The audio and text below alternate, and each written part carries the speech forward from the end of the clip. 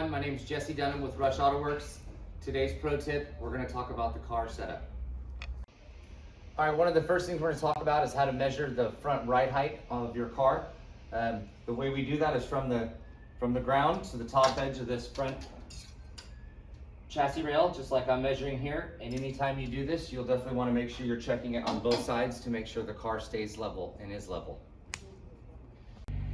All right, next I want to show you guys how to measure the ride height on the back of the car. We're going to measure again from the ground to the top edge of this back chassis rail, and having a straight edge also helps here, and that's how you measure that.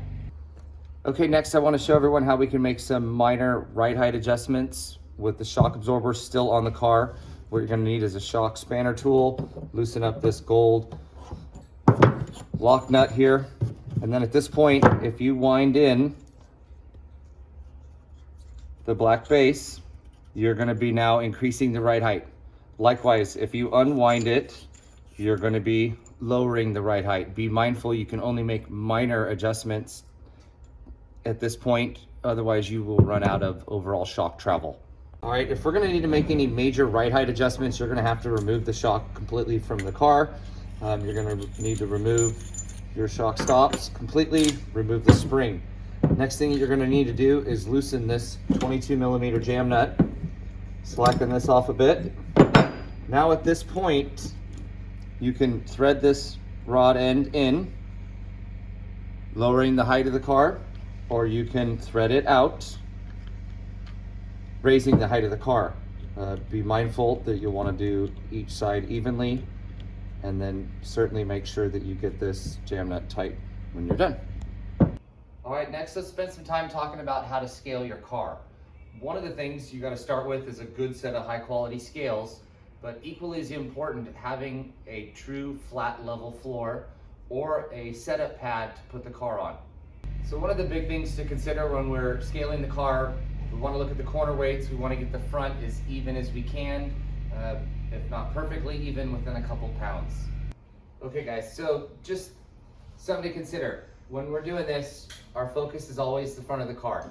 We're typically never ever going to be able to get the back of the car even 100% without having to add ballast, which is completely unnecessary with as light as the car is. To adjust the corner weights, you're going to want to use the black spring platform. And keep in mind, if you wind this in, that's going to be adding weight to that particular corner. And if you unwind it, it's going to be taking weight off of that particular corner.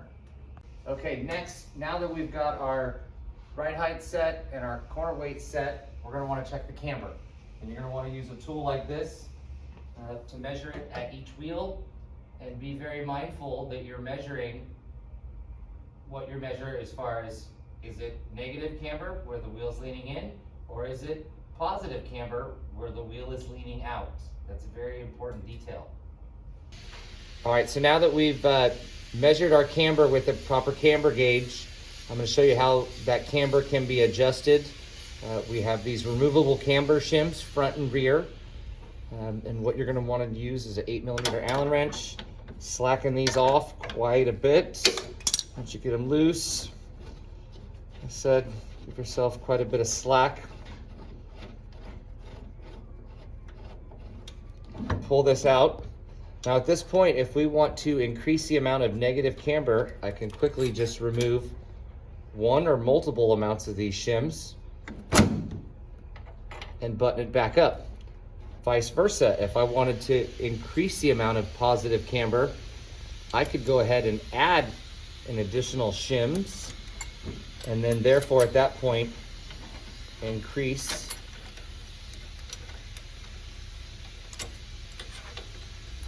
positive camber, and it is that simple. So next thing we're going to work on is the alignment of the car. A couple key things you're going to need to start with.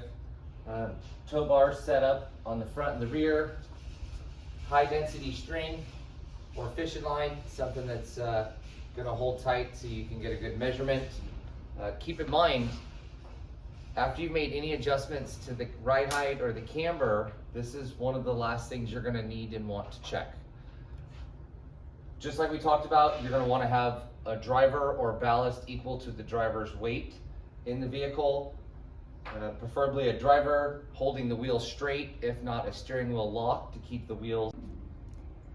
So we got the car set up, we got our tow bars on, we got a nice fishing line strung here. The next thing we're gonna need is a metal rule like this, and I like to use one in metric.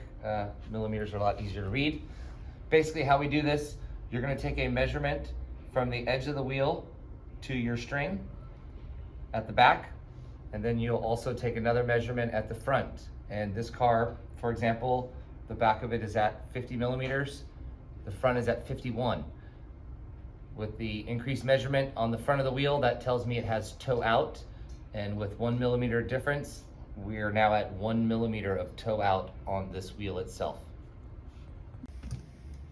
So once you've taken measurements on all four corners of the car, then you can go and make adjustments. And I'm gonna show you guys how to do that. Very simple, you're gonna need two 17 millimeter wrenches. You're gonna wanna use one on the tie rod to hold it steady. And then you're gonna wanna go to these jam nuts and slacken both of them off on either side. Give yourself some room here. Now it has right and left-handed threads on either side of this. So when you spin this one direction, it's gonna make the tie rod longer, towing the wheel in. If you spin it the other direction, it's gonna make it shorter, which is gonna tow the wheel out.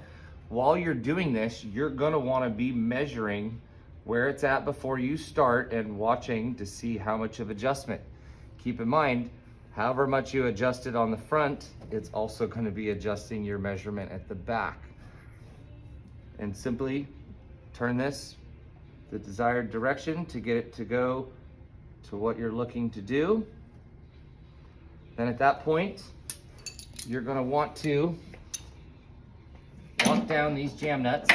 Use the one wrench to hold the tie rod from moving. And then you can simply just go back and lock these down.